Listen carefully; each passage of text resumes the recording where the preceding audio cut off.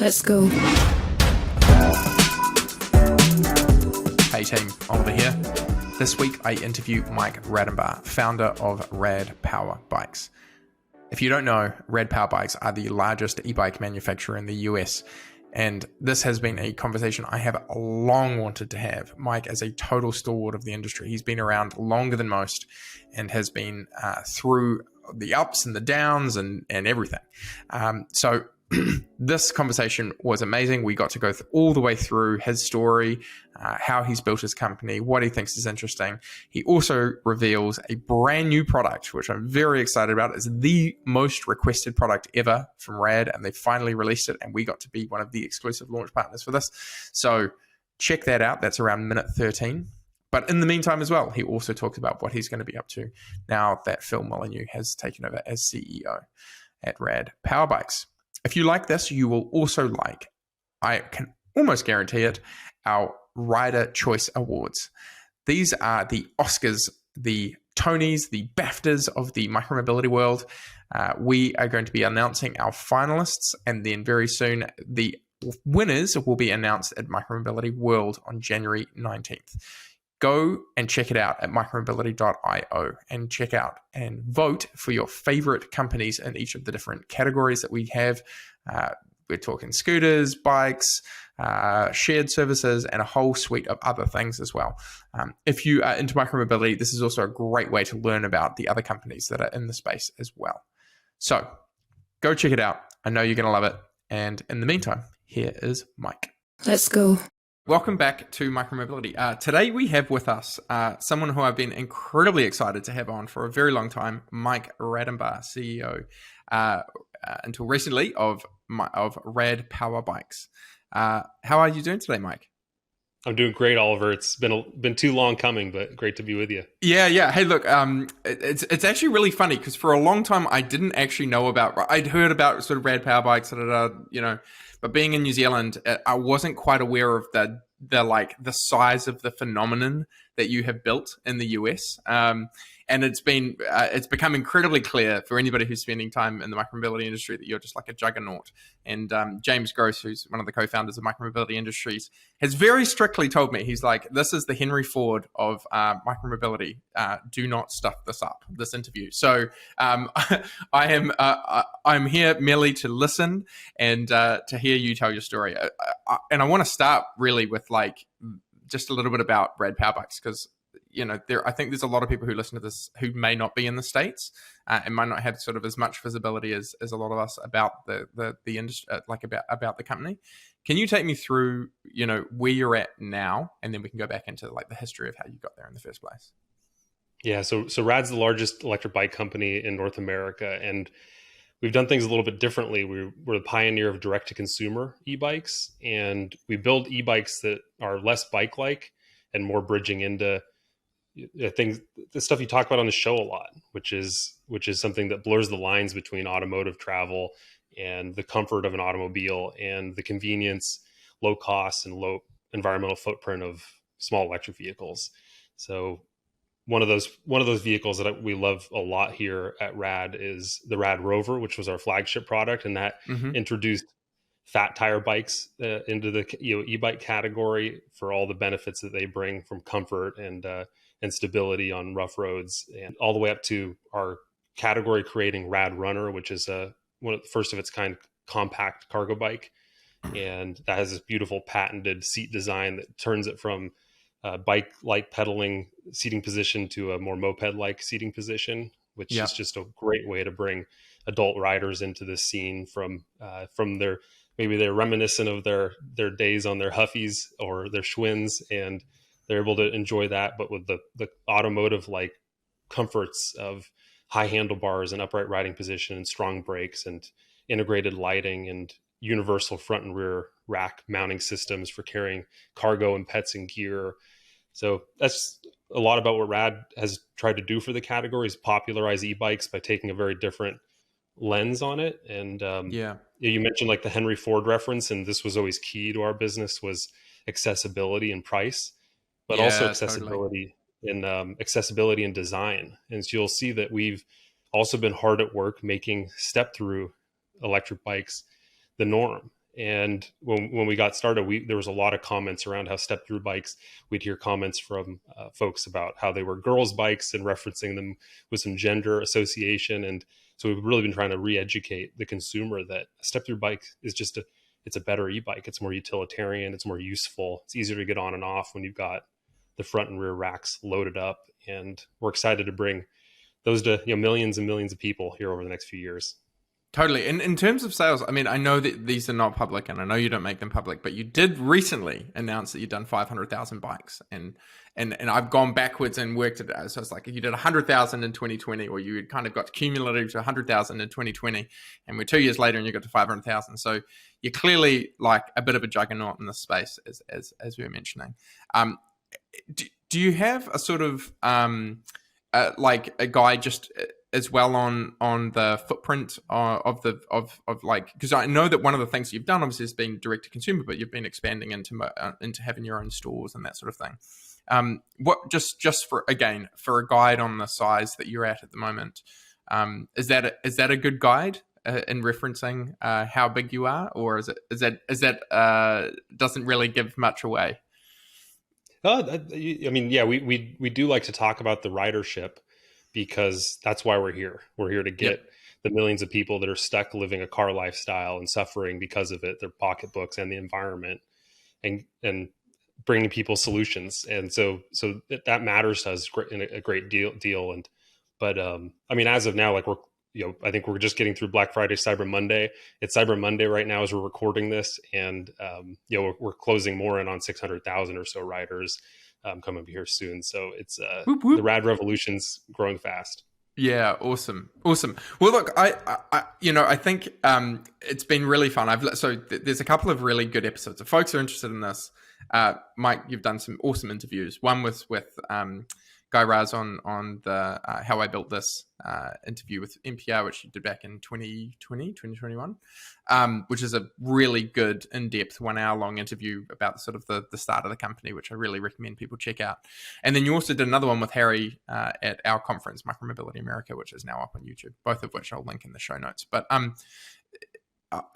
of the things that I've kind of was struck with all of this is that, like, e-bikes, I think there's a whole bunch of people who have kind of come to e-bikes like more recently, and you were clearly just like the biggest nerd about this stuff back in, like, when you were 15, 16, 2007. Like, you've been at this game like a really long time. So can you take us through that journey for yourself? Yeah, and I know I'm not alone on the listener group on your podcast. And yeah, you're among friends here. Yeah. Yes, I'm among friends. And so I'll just say I was not the most popular kid in high school when I was building e-bikes and showing up to school on them. And it took a long time for people to start to recognize there was really something there. But yeah, I was totally caught up in it from an early age. I grew up as a tree hugger. My parents were back to the landers. So, hippie organic farming. And I grew up tinkering. My dad was a carpenter. Both my grandfathers were both engineers. And so I just was like bit by the bug. I love creation, and I loved electric vehicles from a young age because of the impact that they can have against the climate crisis. And I just saw always that large sized electric vehicles were never going to scale, let alone be affordable, let alone be the reducing the energy burden and resource burden on this planet that we have to achieve. And so that's why I've spent my whole life investing in micromobility and Rad and our mission to make e-bikes accessible.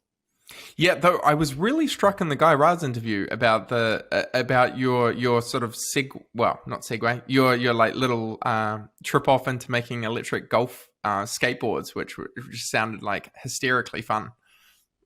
Yeah, so I started Rad in 2007 and was building e-bikes through the whole period of time. But I also started two other companies with some friends, and one of those was an electric 4-wheel drive golf skateboard, which had it was exciting. It was the PGA, which is, for those that don't know, it's a professional golfing association.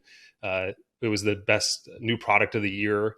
And we were really shaking up that industry with a micromobility device, which was really cool. And, but Rad was always my true passion, and e-bikes in terms of a ubiquitous solution to the climate crisis have never been important than they are now. So in 2015, after those other startup experiences I had, it was time to go big and with Rad. And that was like the tipping point where I think the commercial viability of electric bikes started to become really clear.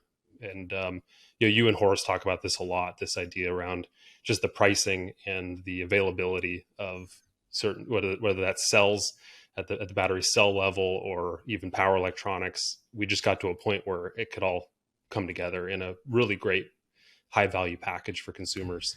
Yeah, I know that first. I remember seeing that first. Was it Indiegogo or Kickstarter, or I can't remember exactly the platform that you used, but I remember seeing that bike and just going like, it was 2015. I was at Uber and I saw it because I was kind of still following this part of the industry, and just thinking like, oh wow, that's. To be honest, I was kind of dismissive of it at the time. I was like, who's going to buy these really big fat tired things? But it went gangbusters. It went totally mad. And it was for such an affordable price point. That was the thing that really blew me away. And like the thing that's continued to blow me away with the work that you guys have done in this space. So talk me through that part. Like what did you launch? And like, why did you go the crowdfunding route at that point? Yeah, we had to. We used crowdfunding to finance the business, and then we bootstrapped Rad for a long time. Now we've raised more than $300 million from a lot of notable investors, from Fidelity and T. Rowe and Morgan Stanley and Durable Capital Partners, but in those early days, it was all about just having the consumer help us help them, and we just saw a big opening for an e-bike, which was a little controversial at the time. So you were not alone sort of scratching your head when you saw the Rad Rover, which was our first flagship product. But that really was the beginning of modern day Rad as you know it. Yeah. And the point that I saw with that was like, because the fat tires, I mean, I had at that point, I think, ridden on a bike with fat tires, and I was like, oh man, this is really like, it's heavy and it's, crap.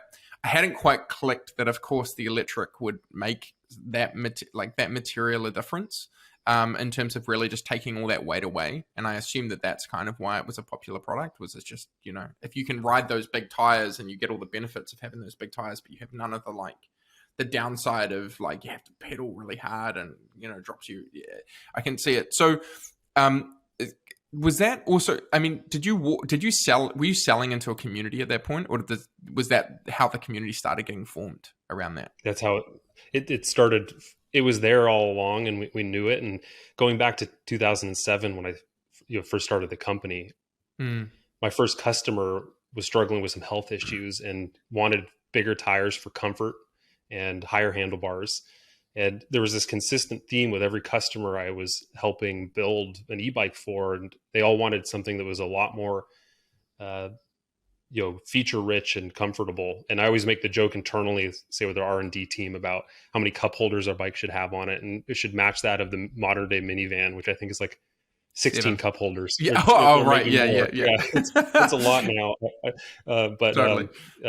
But that's part of our design mantra, is just to pack a lot of utility and a lot of punch. And the other thing that fat tires brought for the category was notoriety, and it would capture people's attention, where before e-bikes maybe didn't get noticed so much. The big tires are just hard to ignore. And what we hear from our customers all the time is they get stopped on the sidewalk and people ask them about their large tire electric bike. So you've seen that design language continue through all the other products in our lineup. Yeah, because so you obviously started with Rad Rover, and then so you did $1 million worth of sales or so off the back of that, and then you did 8 million the next year and 30 million the next year.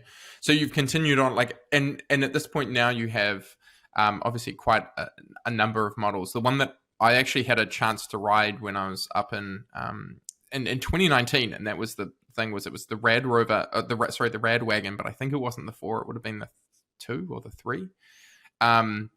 And just being like blown away with how good it was for the price that it was. It was just like, this is totally mad. So how many products do you have at this point? You've got Mission, Runner, Rover. Yeah, so we have the Rad Rover, the Rad Expand, which is a folding fat tire bike. We have the Rad Wagon, which is a long tail cargo bike. We have the Rad Runner, which is a utility more compact cargo bike. And we have the Rad City, which is a very utilitarian kind of touring / commuter e-bike. Yep. And then we've also got something also new cooking, which I think we'll talk a little bit more about today. Totally. Well, yeah, I feel like this is the appropriate time, man. Let's get into it. So what's the announcement for today? I'm very excited to be here with this.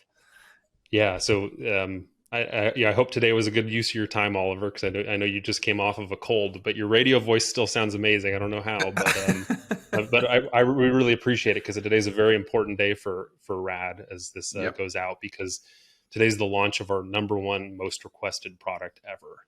And really? It's the #1 most requested product ever. And cool. It's many years in the making, and it's also based off a lot of those early customer conversations I was having. And still today, anyone that works at Rad, if they pick up the phone lines or work in our stores, they get requests constantly for this. And so we've got a lot of exciting insights from the consumer that are baked into it. And it happens to not have 2 wheels.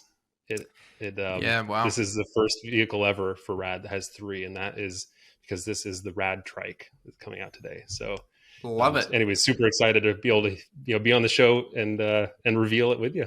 Yeah, absolutely. Well, thank you. And so it's funny. It's one of these things that it fits into our thesis about how micromobility is going to evolve, which is that the world will there's like a Cambrian explosion of different vehicle types, right? And that because the new vehicles are actually like relatively easy to build, you can kind of have lots of different types that will emerge, and that people will be able to build or get the vehicle that is most appropriate for their needs. And so the trike form factor is one that I'm very excited about. Actually, I think electric trikes have a whole new area, a whole area that hasn't really been explored yet. So can you talk me through a bit more about the bike? Like what are we looking at?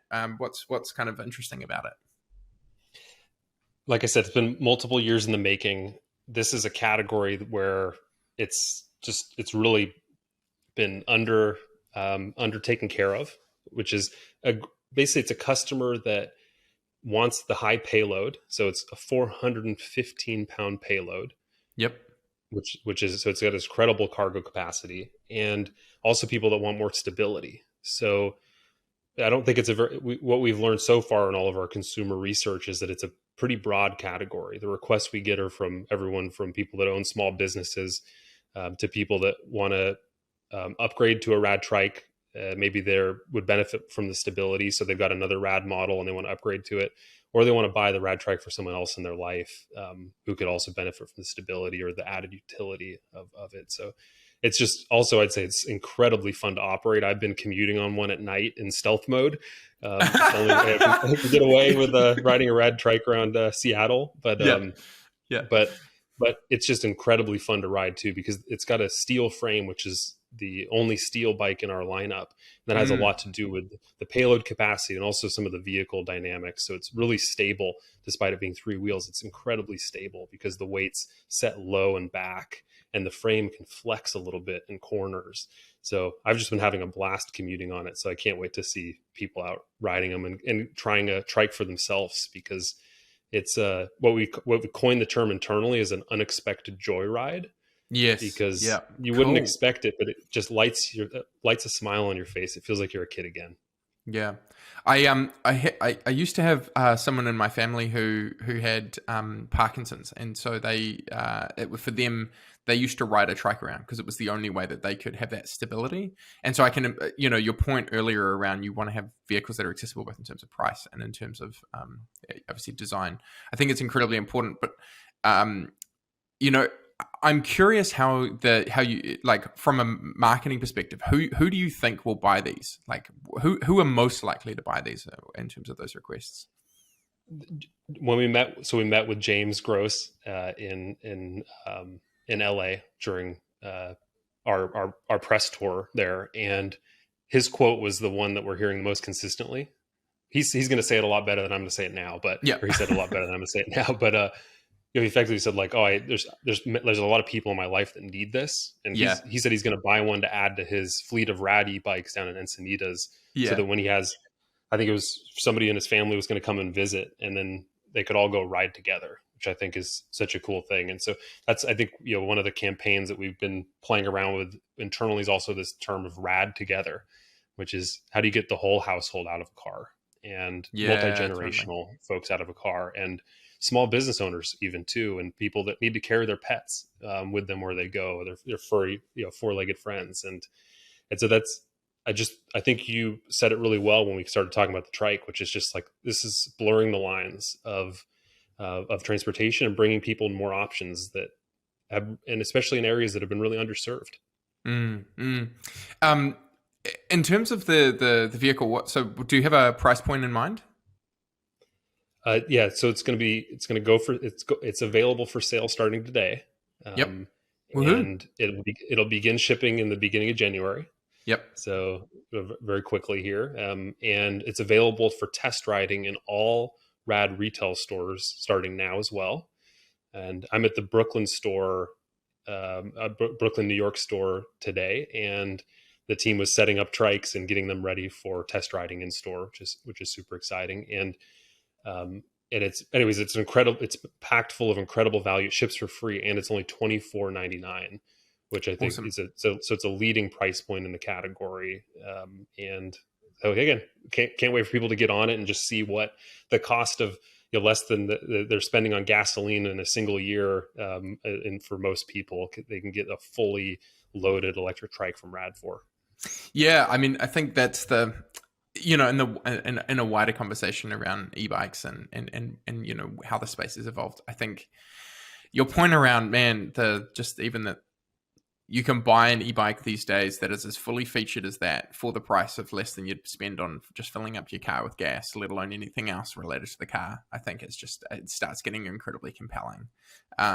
And especially with something like this, right, which is very accessible for someone who may not have ridden a bike before or didn't feel comfortable with the stability or whatever. It's really cool. I think one of the areas that we've kind of recognized that we need to be handling better in the conference has been the accessibility community, because I think that's the one thing that oftentimes I think the early stages of the micromobility industry were really, especially with the shared operators who were very gung-ho in terms of how they operated, and kind of really racking up the accessibility community who were really annoyed about scooters being strewn everywhere. It's been hard to have that conversation, whereas I think this is exactly the sort of vehicle that I think helps bridge that conversation around like, hey, look, lightweight electric vehicles are actually really good for a whole bunch of communities that until now have been really underserved. And it's underserved with the car as well. Like, it's not like they've got a great solution in the world with, public transport in the particular way that it's structured and everything. It's like, no, lightweight electric vehicle should be really good for everybody. So, hey, hats off to you guys and the team for having built this. I'm really excited about it. I'm really curious. Yeah, thank you. You obviously gone 2 wheels at the back, 1 at the front. Did you explore other modes? Like, have you looked? Because one of the things that I've seen, obviously, is Europe's really popular. They've got a lot of like 2 wheels at the front, 1 at the back as a particular way to do it. A friend of mine has a Bernese Mountain Dog, and he has there's a particular model that they sell in the Netherlands, which is like a dog trike. That has like a sort of low end thing, and it's a little door, and so he rides around in Amsterdam, downtown Amsterdam, with this giant Bernese Mountain Dog on the front of his bike, and Kaiser, as he is known, is quite the celebrity. And I mean, I've always been like quite excited about the idea of trikes like this that do that. But curious for you, like why rear, not front? Did you think about tilting, all that sort of stuff, or is that all for future development that we can't talk about? Well, first off, you have the coolest friends, obviously. Yeah. I can't wait when I'm back visiting the team there. Hopefully, see Kaiser cruising around. And he's quite the hit. Yeah, I'm certain. Yeah. Well, what we wanted to do first and foremost, we wanted to popularize three wheels because it fits within the electric bike classifications in all of our markets, which is wonderful. That's one of the big things about it. So, like, I would even take this out to say, like, why not 4 wheels? Why not? And 3 keeps things simpler. It's more value innovative as well. So it brings down some costs for the consumer as well. So I think in terms of popularization, keeping a very accessible price point is crucial. But anyways, we went through every configuration of drive, powertrain, motor location, and where we landed, the trike just operates like all the benefits of one of our classic 2-wheel electric bikes, but with the added utility of 3 wheels and that stability. But we didn't stop at just building a trike. So like the weight is very low. So you'll like notice the swept backed angle of the seat tube and the width of the rear wheels. It still fits through most exterior doorways, which is crucial Yep. for people to be able to bring it in and out. But it's wider and I think much more stable than trikes that are on the market today, which I think a lot of trikes that are on the market today are more like, very low. They should only be traveling at very low speed, sort of almost like toy-like. And the RadTrike feels like a very heavy-duty piece of everyday transportation. And one of those things that makes it feel that way is the reverse functionality, which is really fun. And so it's our first bike with a reverse. It's our first bike or e-bike with a parking brake as well. Yep. So you can use the parking brake for getting on and off, and you can use the reverse for getting out of tight spaces or parking in your garage. And so, where we landed was optimizing around those features for the consumer. But the thing I guess I want to highlight most is that this is a platform, the way that it's designed. That's got a very extremely low standover height, step through height. So very easy to get on and off, even if you have mobility issues in your hips or knees, what have you. And it also goes down to riders that are 4'10", 4'10" and above. So it also goes, and then it's got very upright, swept-backed handlebars that Rad custom built. And so this just provides this very comfortable, upright experience. But why did I say platform? It's because it's highly personalizable, like highly customizable. So your friend has this Burmese mountain dog in the front of their, we can't carry a Burmese on the front of the RadTrike, but it does have our universal front racking system and rear racking system. So you can put our large baskets and a pet carrier on the front and a pet carrier on the rear. So you can adjust it to whatever your lifestyle might need. And one of the things I really love is that our racks also fit most of those most standard coolers as well. Oh, really? Designed to fit them almost perfectly, and throw a bungee over the top. And so it's just a really great solution to running to the beach, running to the store, taking your dog out to the park, or more utilitarian applications like picking gear up at the hardware store. It's so funny to hear you talk about all your features, because one thing that I've been really struck with ever since I first started watching material from you and just seeing how you've designed your bikes is that you're so focused on the use cases for the customer.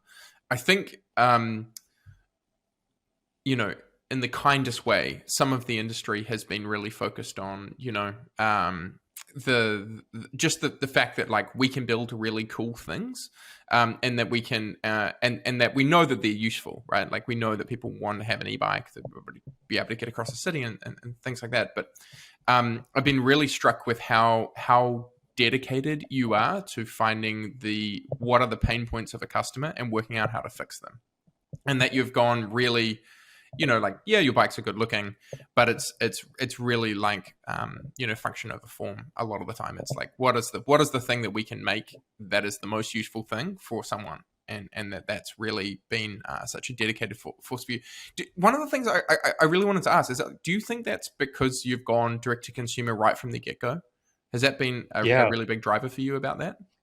Yeah, since I was 15 years old, I was in service to this movement. And when you hear the stories about the needs that people have, from first-time college students to boomers, baby boomers, and folks everywhere in between that are in need of more solutions, like that's what we've been up to all along. And we've always applied this value innovation lens to everything we do. So value innovations in the business model.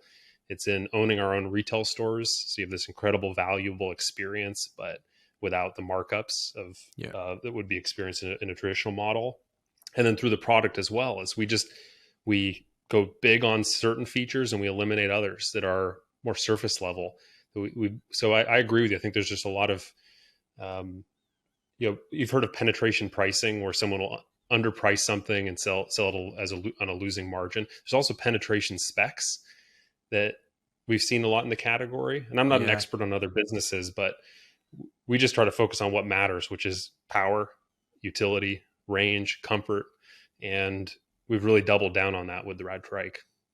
Yeah, totally. And, one of the big ones that I think people have talked about in the past as well is you know um, anti-theft, or uh, it's an area that I think is like traditionally very undisturbed in the e-bike market. And I'm very curious because you strike me as being, you sell more e-bikes than pretty much anybody, and yet these days it's still relatively uncommon for any bikes, I think, to be sold with like an internet connection or something that allow people to have their bike um, lockable from using their phone or any of that sort of stuff. And you clearly haven't gone down that direction yet. And I'm just curious, how that decision was made for you guys, that this hasn't been like clearly something that's not that big a deal. And that you haven't gone and said like, this is going to be our kind of modus operandi, how we're going to sell, how we're going to drive all of the developments of our bikes, etc. Can you talk me through your thinking on that one?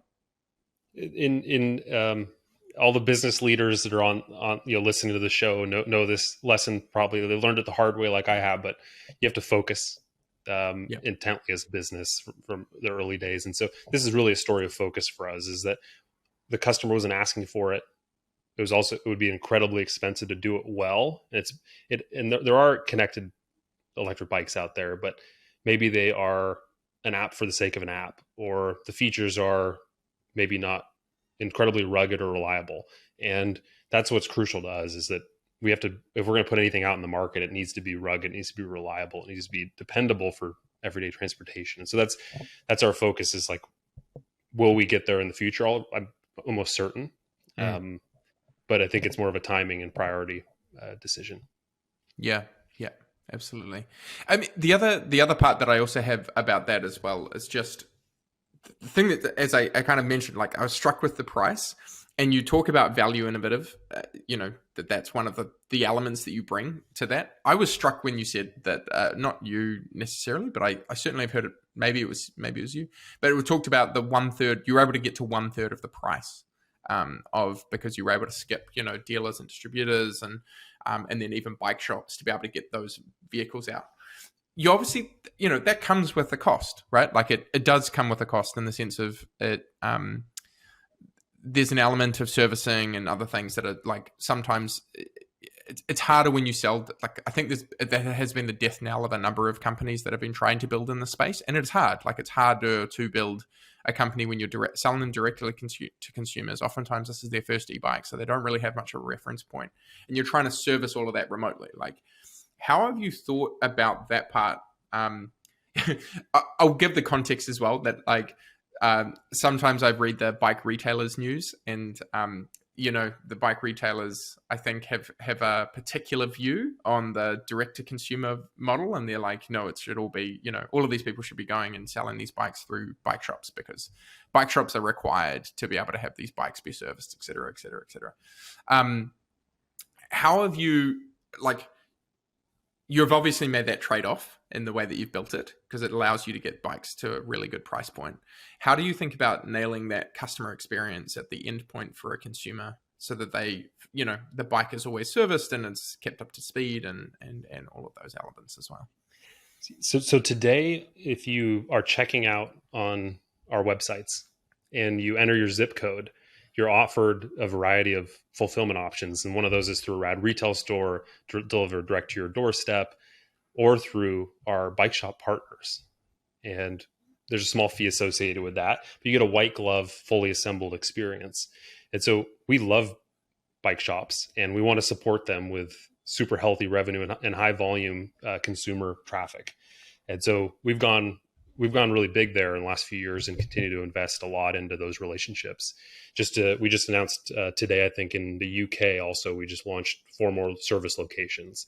And so it's not just in the North American business, it's also in Europe, where we're focusing a lot on these third-party partnerships.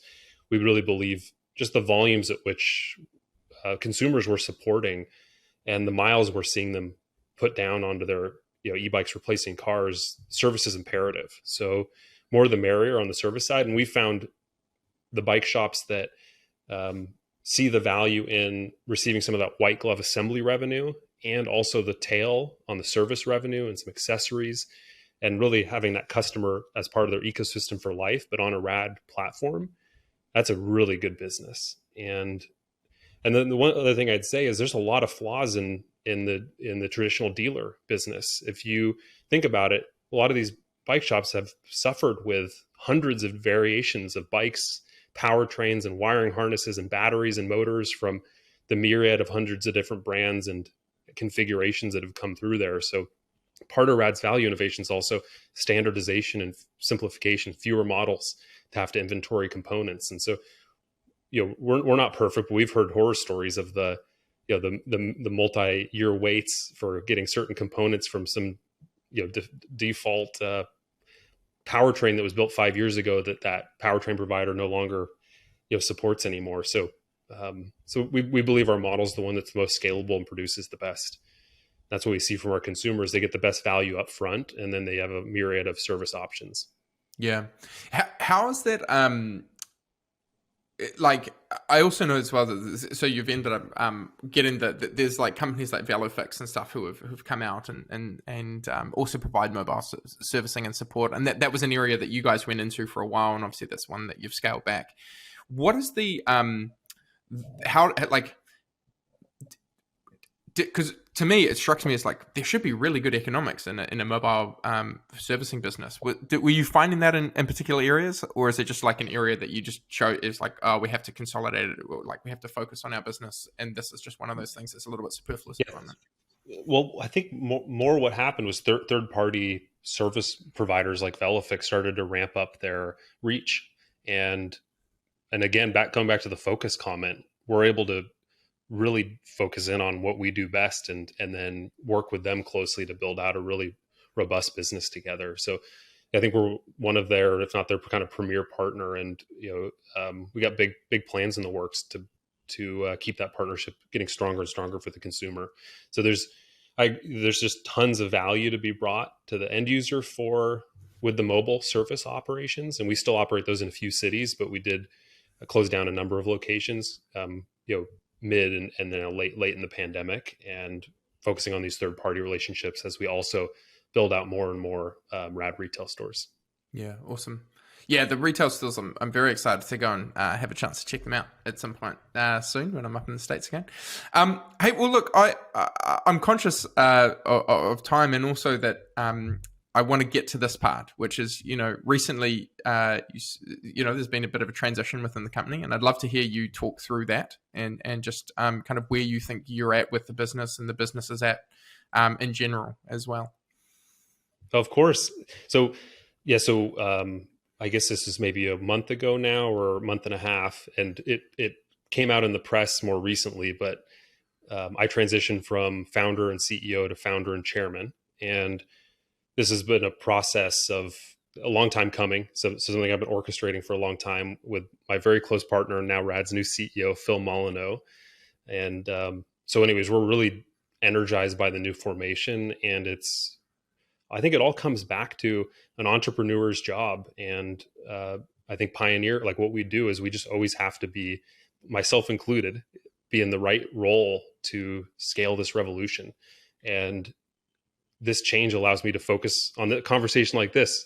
Like, we wouldn't have had the time to be able to put into sharing our story in this way. Well, I can tell you, because I've been chasing you for 4 years and only finally got you. So it's clear that it's working.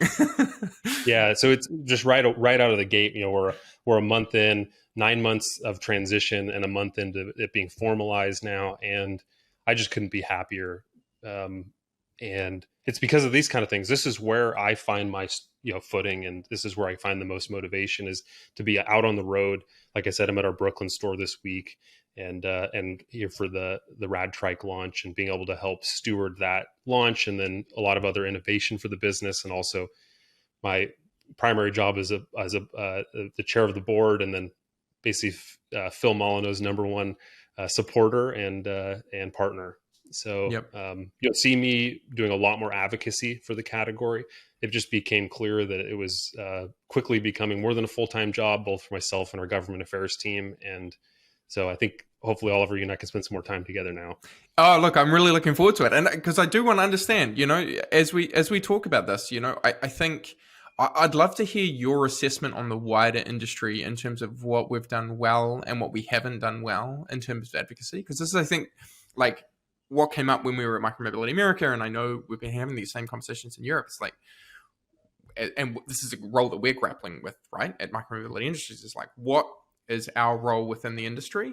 And we see it as being an advocacy group and bringing the founders together and knowing that this is a place where people can, people who are in the industry can talk, but it's also as well about being able to help put forward why does it matter? I think one of the great stats that you've been talking about has been, and forgive me, I'm going to get this exactly right.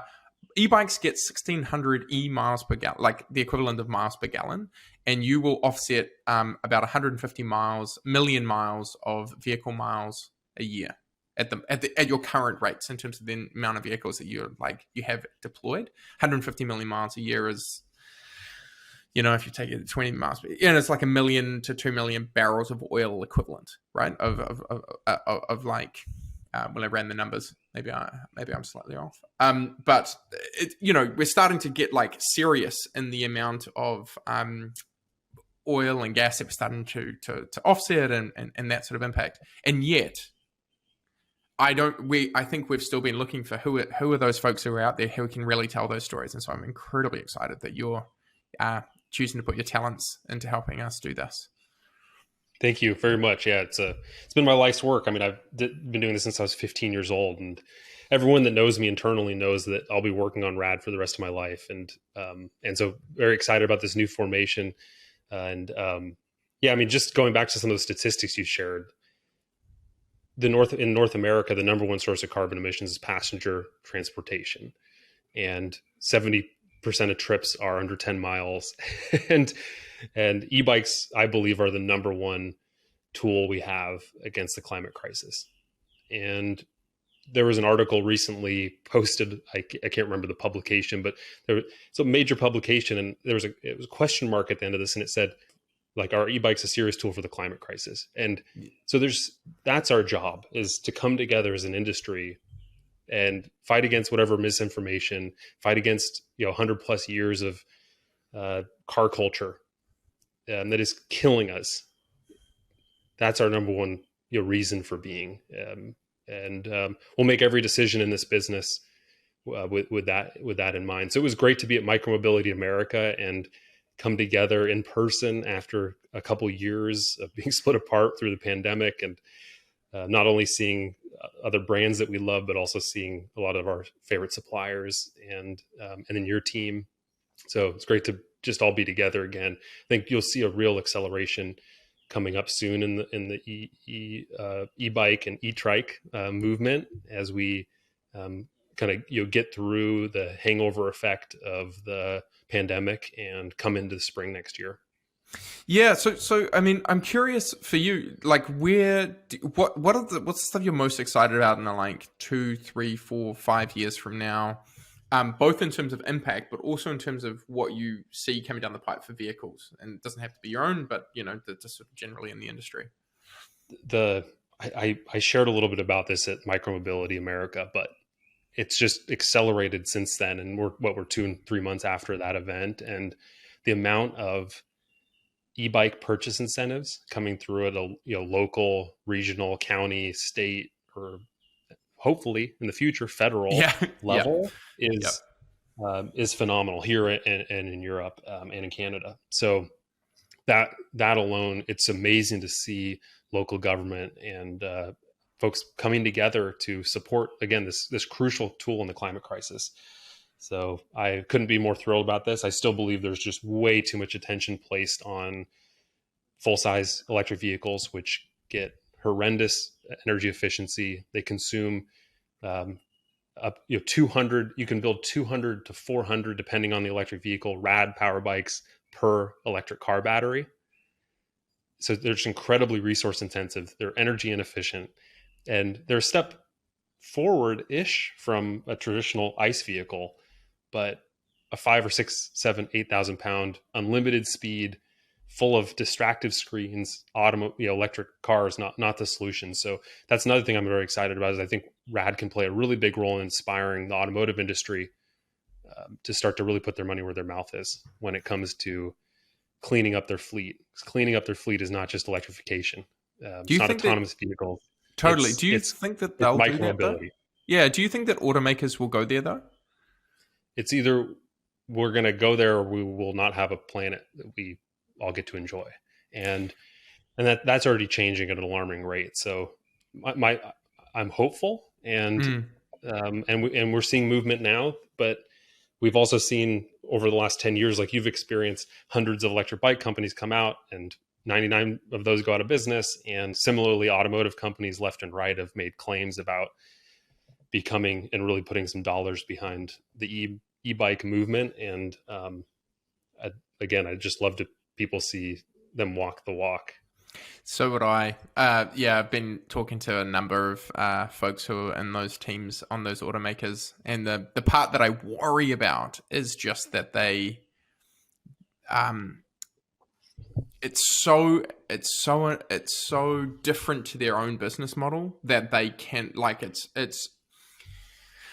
like GM did the Arrive and Jeep's tried to do an e-bike, and I know that there's, Porsche's obviously getting into them now. They're probably going to go super high end. Rivian just hired the CTO for Specialized, like that, and they're all looking at it. And my worry is that they just won't be able to make the economics of it stack up. It needs to be like you guys, right? When you started, it was super incredibly lean as a company, and that because the economics of it are just so, the economics of it end up being so compelling. But only when you've got no overheads, right? But if you've got a giant overhead of an entire auto company that you have to try and carry as well on this vehicle or on these vehicles, it's just going to be very challenging to be able to make those economics stack up. It's like classic disruption theory, right? It's like the incumbents just look at it and say, this doesn't work for my business model. Yeah, we're just going to keep deadly focused on what we're doing. And so, very excited to play this role and try to inspire others to come this direction, because the great lie of the electric vehicle is deeply concerning to me. And totally. Well, I mean, it's your opportunity, right? That this is the wonderful thing about it, is that it's like this is Rad's opportunity to just eat everybody. And I mean, I think that's the opportunity of the entire industry, and why I'm obviously super excited about Micro. We have to do it together though, and it requires it requires companies and it requires the government, and we all have to work together. So we do need to transform. Again, we've been investing for more than 100 years into automotive dominated culture, and now we have to go undo that. And so we're going to keep playing the best role we can as pioneers, but we need more people to come along and help transform the thinking of the mass market. Totally. Well, look, I'm conscious of time, and we do need to end right around now. But look, it has been such a pleasure to do this with you, Mike, and I hope this is one of many chats that we get to have with each other. And I'm really looking forward, once you've kind of got a little bit further down the road, maybe on this advocacy piece, that we bring you back on, and that we talk just about that, and we can talk about what's the call to the industry, really, about what's the messaging that we need to kind of nail and get down, and what's the opportunities for everybody to come in and help and assist you to be able to drive that. So, look, thank you again so much. It's such a joy to finally get some time with you after so long, and congratulations on the RadTrike. So for folks who do want to just track, obviously go and find out a bit more about the RadTrike and other things, where would they do that? Yeah, go to our .com or our UK site or our EU site or a Canadian site and take a look at it. It's only launching in the US initially. So cool. Just kind of a heads up there on availability. So keeping that to the US, and no other countries planned at the moment. So for the trike specifically, go to radpowerbikes.com to take a look at it. And we're going to be showcasing one of the accessories that we have in development that I'm personally really excited about, and that's called the Rad Canopy. And it's a rain and sun protector that goes over the trike, which again helps blur the lines between e-bike and e-vehicle in such a cool way. So that's a feature. So people should definitely take a look at that, and then pop into our stores to take a spin and take a test ride and Oliver, thank you so much for helping us get the word out about the RadTrike and our new formation internally as a business, which we're just really jazzed about. So cheers to the next stage, and I'll see you in 2023. Looking forward to it. Awesome. All right. Hey, well, thanks so much. Thank you.